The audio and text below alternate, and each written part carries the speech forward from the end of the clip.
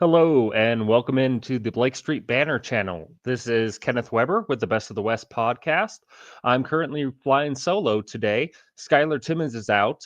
He either has the crud or is stopping somebody from stealing the Declaration of Independence. I wasn't really clear on what happened there.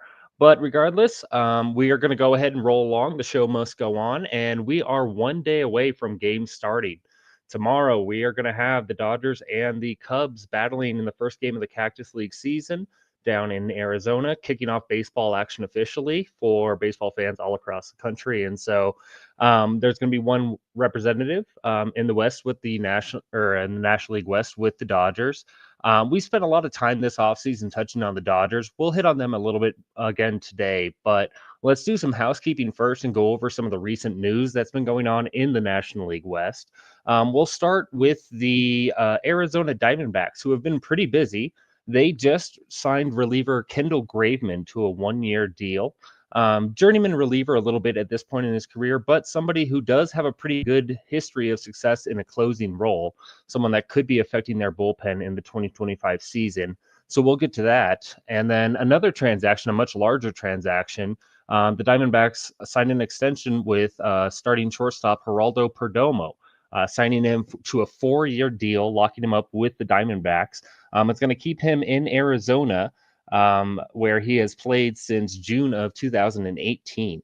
But a 4-year deal for Perdomo, that could bring it all the way up to $57 million over the life of the deal. It's a pretty interesting development. Perdomo, obviously the starting shortstop for that Diamondbacks team that was in the World Series just a few years ago, but also somebody that's been seen as somebody who's had some pressure on him a little bit for that position, presumably with top prospect Jordan Lawler on the way. So Arizona playing their cards a little bit with that extension. You also have the Rockies in the news. They are bringing in yet another left-handed reliever, this time going on to the free agent market and signing a left-handed reliever. Excuse me, I just misplaced my thread here real quick. But we have the Arizona Diamondbacks signing Scott Alexander, former Oakland Athletic. Good veteran pickup, someone that could add some depth to their bullpen as well. But with that in mind, let's turn the focus on to what we really want to pay attention to, and that's spring training battles coming up for the division in the National League West. With Arizona being the news, we might as well start with them because obviously with Geraldo Perdomo signing that monster extension, his spot seems more secure than ever right now. But they do still have a couple of question marks on their roster in terms of a team that has playoff aspirations, that has playoff expectations this season. One that comes to mind, one that we've touched on quite a bit on this show during the offseason, is the shape of that rotation, is going to be the starters that you see coming in and getting the bulk of the load for Arizona this year. Obviously, Corbin Burns got added as the big free agent splash, the largest pitching contract signed in the offseason with Arizona, so he should be the de facto ace. And you'll have a little bit of depth behind him in veterans Merrill Kelly and Zach Gallen. But where it really starts getting interesting is to the back end of that rotation. So veterans, Jordan Montgomery and Eduardo Rodriguez are still signed and under contract for another season with Arizona and presumably could be the back end of that rotation. However, there has been plenty going on about Jordan Montgomery and his relationship with the organization this year, along with a couple of young pitchers, Brandon Pfaadt specifically, who was big on their World Series run a few years back, and a couple of guys coming back from injury, and Kyle Nelson and Dre Jameson, who could be competing for some time in the rotation as well. So Arizona has a little bit of intrigue, if you will, on that back end of the rotation heading into the season. But they also have had larger questions surrounding their bullpen and specifically the back end of their bullpen heading into this year. The Kendall Graveman acquisition gives some closer experience to that bullpen that is mostly raw, young, and unproven, despite being very talented. AJ Puck is also a member of that bullpen and has had quite a bit of success as a reliever in the major league level, mostly with the Miami Marlins, but he did come over to Arizona last year and continue that success. He is someone that could be designated as a closer for this franchise very easily and could be very successful in it, but is also somebody who has gone through his ups and downs as a major league prospect and pitcher. He's kind of writing an Andrew Miller career arc right now, if we really think about it, comparing AJ Puck as this notable high top 10 draft pick out of the college ranks, seems polished, seems major league ready, and is a bona fide top pitching prospect, a blue chip prospect in an organization. Fast forward to about 7 years later, and AJ Puck is a legitimate major league reliever, but not quite the guy you expected him to be.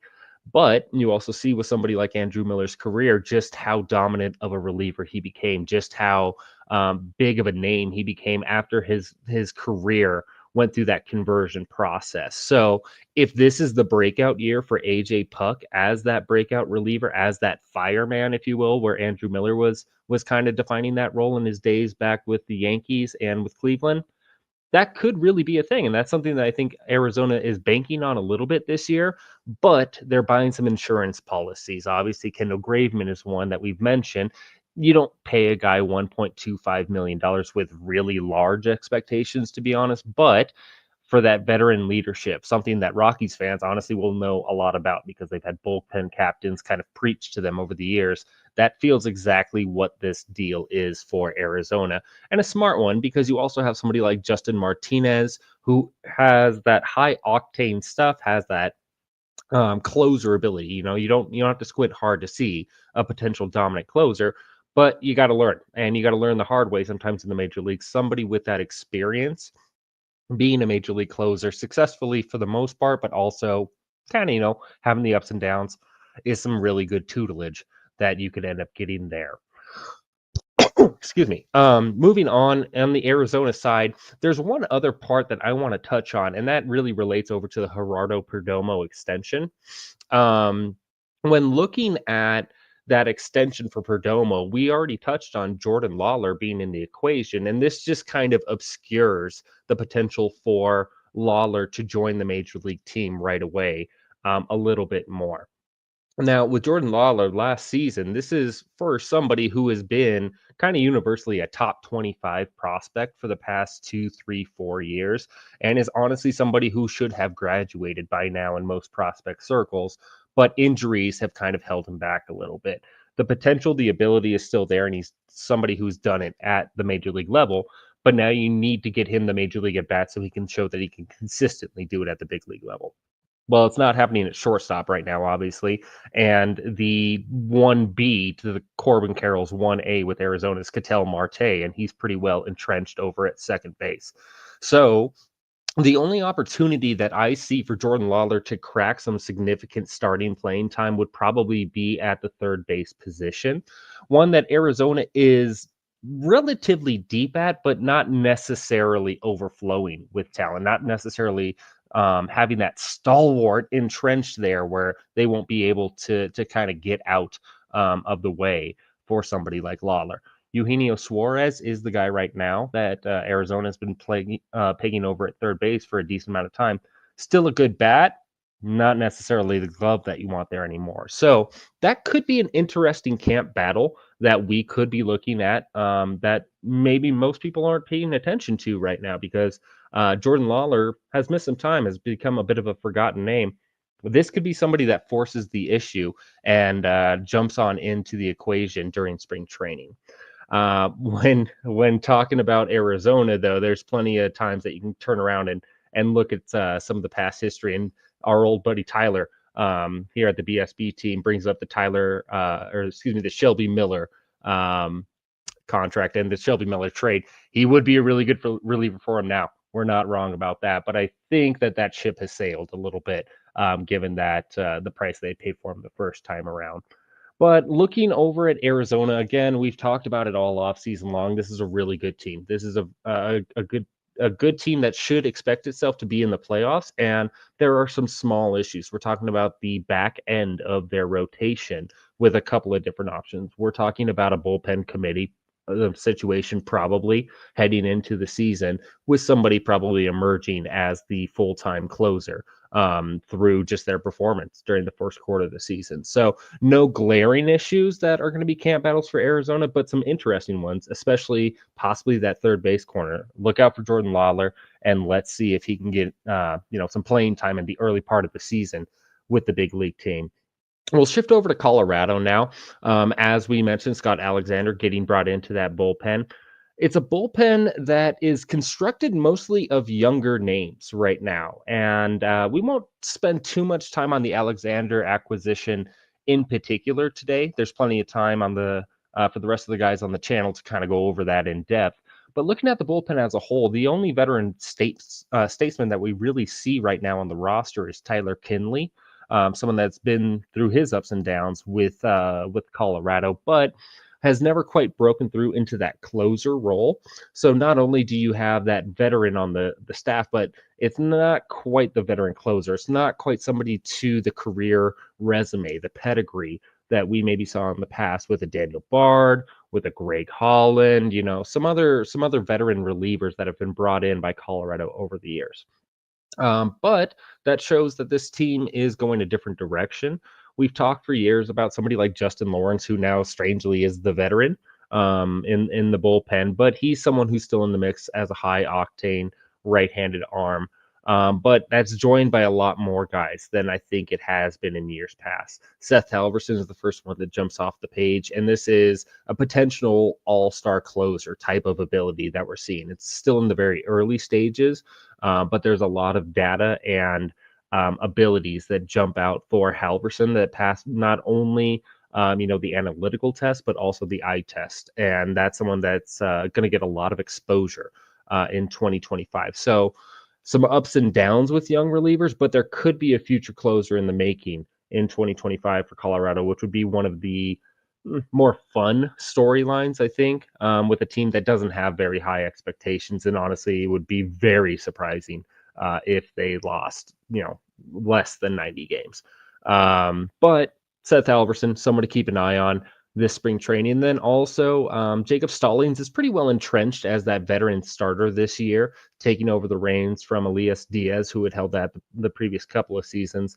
But there is some opportunity for some young catchers behind Stallings. This definitely feels like a bridge year, a Band-Aid year. Don't mistake it really for anything else. But Drew Romo and Hunter Goodman are going to be the two names that probably get the lion's share of the playing time as the backup catcher behind Stallings. And who gains the most favor, who gets the most traction, who is able to kind of make the most of their opportunity and create the biggest impact as a big leaguer this season is probably going to go a long way in Colorado's plans behind the plate in 2026 and beyond, whether that's their starting plans, a platoon situation, scrapping it all and starting over again, whatever that is. I think keeping an eye on how often these guys are on the big league roster, are getting their service time, is just as important, if as much as the plate appearances they're receiving, the at-bats that they're getting, because we all know with Colorado, they can't always necessarily just hand playing time over to prospects.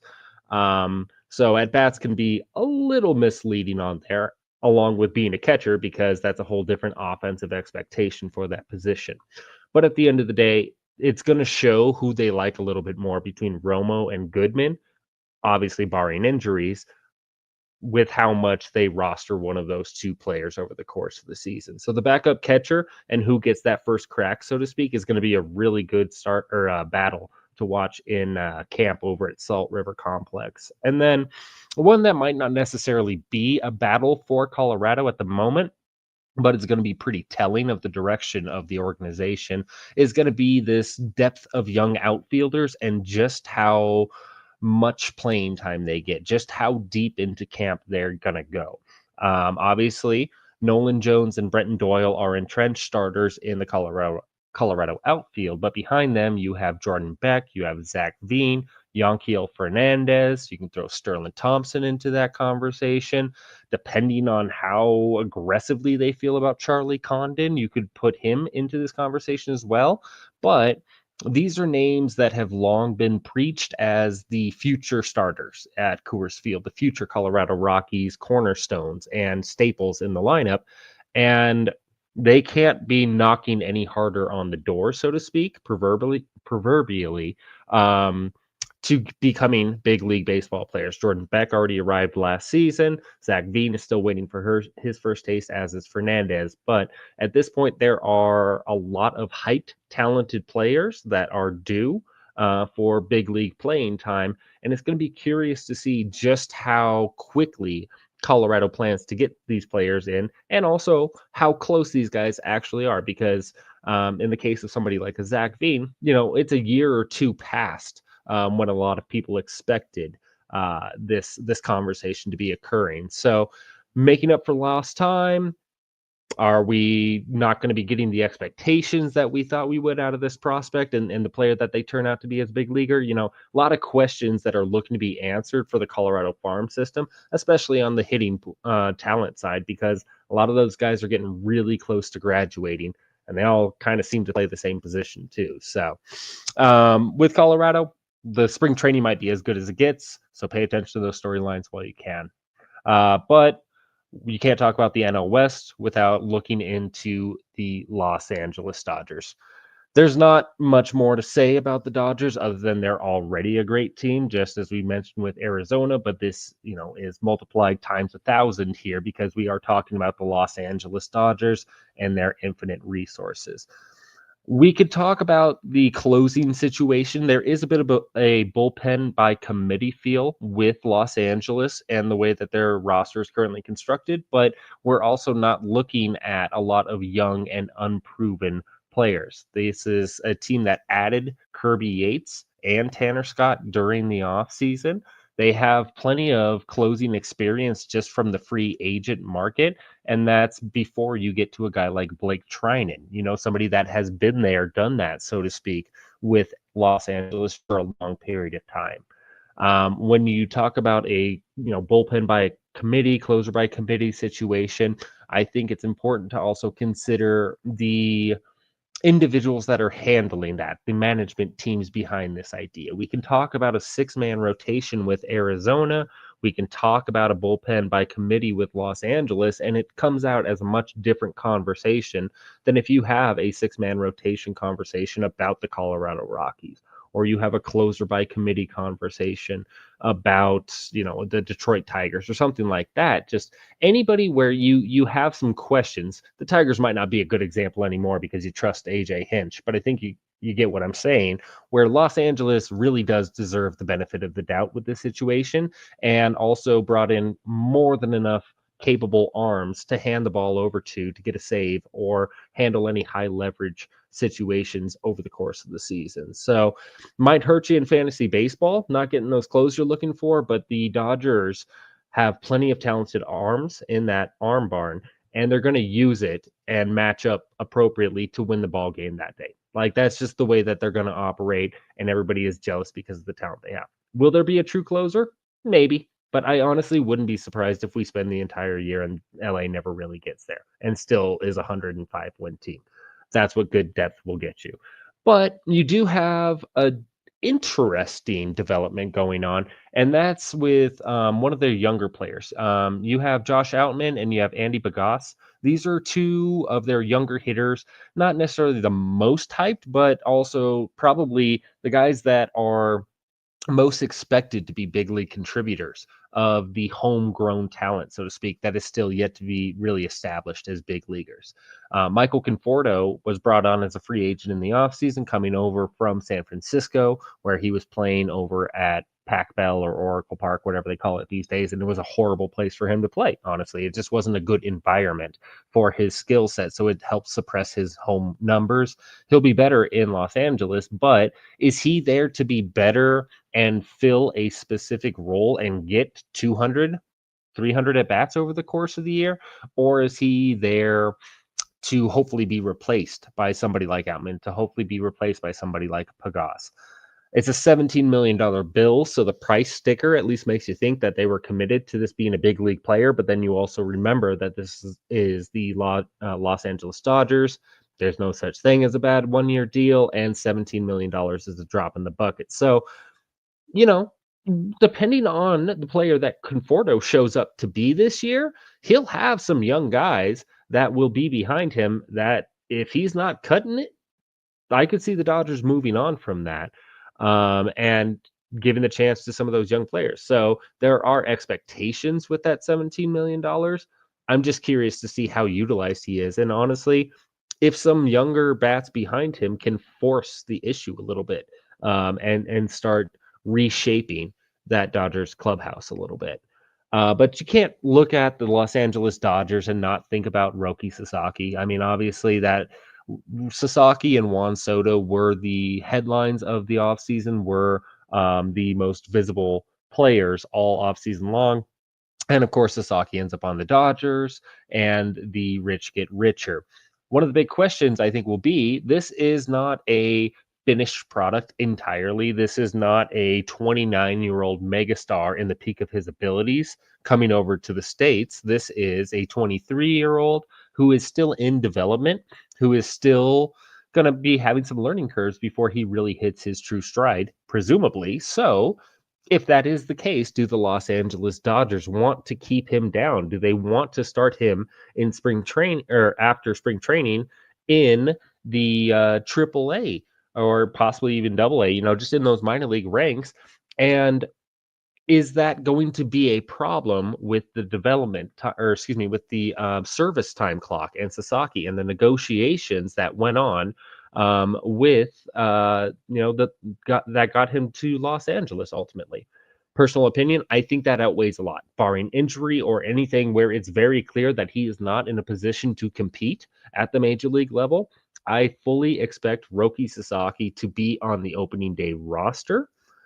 If that becomes the question of the roster alone, slam dunk, yes. The starting rotation, do they start him slow? Do they only start him twice a month and let him work out of the bullpen the other 2 weeks out of the month? I could see something like that developing, and that also comes with the fact that you're going to start getting a lot more arms back into the equation with Shohei Ohtani starting to throw again, Tyler Glasnow up to full speed, Dustin May will be returning, Tony Gonsolin I think will be closer to the All-Star break. You're expecting somebody like a Bobby Miller to rebound and to become part of the mix again, along with Gavin Stone picking up from where he left off. So I think that ultimately there's too much attention. There's too many eyes on Roki Sasaki and the Dodgers this year for him to not be on the major league roster unless he does something really bad to mess it up, basically, or obviously injury occurs. When does Sasaki first start? How often is Sasaki leaned on to be a fifth day starter? What is the Dodgers' plans over the course of the season with Roki Sasaki? I think will be a bigger story. And, how does he handle the attention? How does the media treat the Los Angeles Dodgers and their handling of Sasaki along with all of their other talents?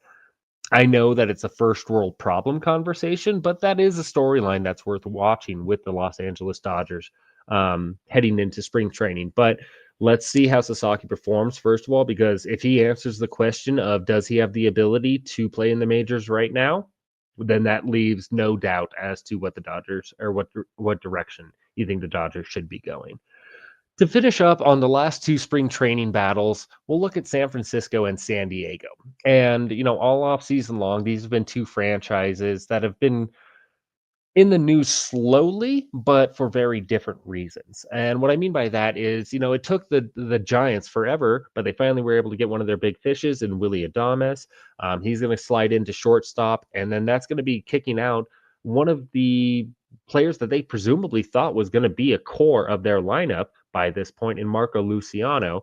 And now that's setting up a camp battle in San Francisco where is Luciano in the equation anymore? Is he somebody that's still on the radar? Is he still somebody that they're going to have expectations for and to produce, or is he somebody that they're going to be moving on from?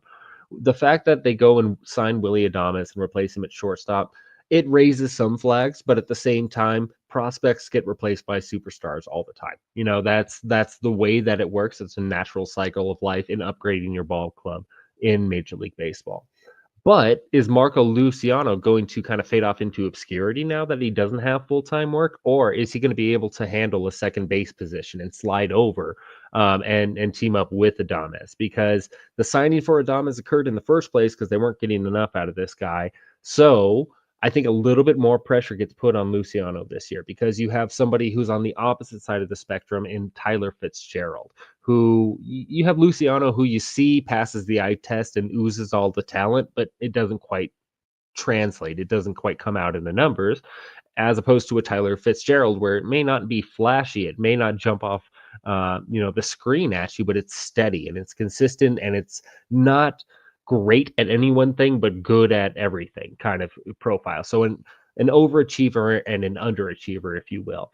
That's kind of the way that it's shaping up right now for San Francisco at second base, which is one of the more fun ways that I think a camp battle occurs. Is you almost want a little bit more black and white, a little bit less ambiguity of a closer by a committee. The whole bullpen, whoever comes out of it, great. Or the Rockies a couple of years ago, where we're just going to sign 5 free agent first basemen, and whoever's hitting best is our starter. This one right here is a fork in the road a little bit for San Francisco. Fitzgerald is somebody who can continue to elevate and have a very long and productive and useful big league career, and exceed expectations for his skill set and his profile as a prospect. Whereas Luciano could go the other direction and really fall off and become get slapped with a quad A sticker after this year. And so with San Francisco, there's a lot in flux at the moment. You're hoping for this bullpen to come back and be a dominant version of itself again. Specifically, you're looking at Camilo Doval and hoping that he turns back into an elite closer. On the rotation side, you have Steady Eddie and Logan Webb, but there's some question marks behind them, both old and young. It's one of those things where it just kind of everything is in flux right now with San Francisco, and I think that it's embodied very well by this battle for second base. Are they going to move on from the high hopes that they had before, or and just stick with kind of steady consistency and be that mid-tier team, or are they finally going to break through that glass ceiling a little bit with somebody like Luciano, the same way Heliot Ramos did last year? If we're being honest and if we're being fair, Heliot Ramos did establish himself the way they were finally waiting for him to and break out. So if Luciano does this year, it makes this team a little bit more well-rounded. It makes it a little bit more believable as a playoff team. If it doesn't, you're starting to see the Giants more and more as a larger and larger question mark. So I think that's a good way to wrap up the Giants as a whole right now, heading into 2025. And then lastly, it will be the San Diego Padres, and specifically the DH position. Right now, the Padres roster, if we're being honest, is kind of a mess. It's a good mess. It's a happy mess because you're leading with Manny Machado and leading with Fernando Tatis. You still have Dylan Cease. You still have Michael King. Yu Darvish, obviously not the peak Yu Darvish that he used to be, but is still Yu Darvish, So there's a lot of great leading pieces. And then you do have a respectable middle class that's getting smaller and smaller, though. Jake Cronenworth, you can put Xander Bogaerts in there, or you can kind of lump Xander Bogaerts as part of the problem right now. But a Luis Arraez, a Jake Cronenworth, a Xander Bogaerts, they just added Nick Pivetta in the late in the offseason as well. So there's some good big names there, and Jackson Merrill is another one that belongs in there. But then it falls off real hard after those names. There's a lack of depth that really comes into play, and that's pretty well represented in their DH position, or at least the depth chart heading into this season, because the names that you're seeing in there right now are Eguy Rosario, Tirso Ornelas, Jason Hayward is getting some looks in there. You can talk about Brandon Lockridge. I mean, it's Connor Joe just got added on as kind of a buy low type of candidate. So right now, San Diego's in a position where they're kind of throwing anything at the wall that they can and seeing what sticks with the rest of their roster. This is kind of a late stage peak era of the Padres feel right now, because again, I've been saying it all off season. This is a roster that really feels like their best shot was a year or two ago. And so now we're seeing just kind of the remnants and the what's left of it. But the remnants and the what's left of this team is still competitive. This is still a playoff caliber roster, but one thing that can keep this team out of the playoffs is if they have a complete black hole out of the designated hitter position all season long. And this isn't going to be something that's necessarily foreign to them. This is a team that brought David Dahl back from the dead basically 2 years ago to give him a tryout for a month and a half as the DH just to have that not work out for him. So I don't know if the plans have changed too much when you look at it that way, because they're still just kind of throwing it together and seeing what works. We obviously know now with their situation on the ownership side why it's the way it is. We know the why a little bit more, but that doesn't make it easier to digest looking at this roster, because if they're not getting production out of 2 or 3 spots in their lineup, the DH spot in particular being one of them, then this is going to be something that's going to keep this team from achieving the success it needs to in the regular season to get to the playoffs. And that's the whole point of this Padres roster over the past couple of seasons. So who comes out of spring training? Will it be one of the lesser known names that starts becoming a household name? Will it be somebody that we really haven't had on the radar up to this point with San Diego? It's going to be very curious to see, because at this point, for a win now franchise, it is whoever is hitting. It is whoever's hot right now. And so they haven't had the money to go out and do that. I would be looking at San Diego closely when it comes to the waiver wire, when it comes to spring training, when it comes to some of these spring cuts that come through, because for a team that's working on a budget, especially, they're going to be trying to find major league talent in the cheapest way possible. And when I look at San Diego heading into spring training, they still have a couple of bats depth wise that they want to add or that they would like to upgrade. And this designated hitter spot is kind of a collection of all of them right now. So you need first one to emerge, and then two, probably the unit as a whole to get upgraded for them to be a 95 win team, to not just be scraping in by the skin of their teeth and having to win games in that last week of the season, to keep their hopes alive. So that is the state of the National League West heading into spring training. Again, we have games starting tomorrow. The Cubs and the Dodgers will be kicking off the Cactus League season down in Arizona. Plenty of camp battles to watch, but more than anything, plenty of baseball to watch. It's exciting. It's going to be a fun time. For me, my name is Kenneth Weber. You can find me over at Purple Row every now and then. You can also find me at Twitter at KW1988, and you will always find me here at the Blake Street Banter channel, talking the National League, best of the West. Until then, we'll see you next time.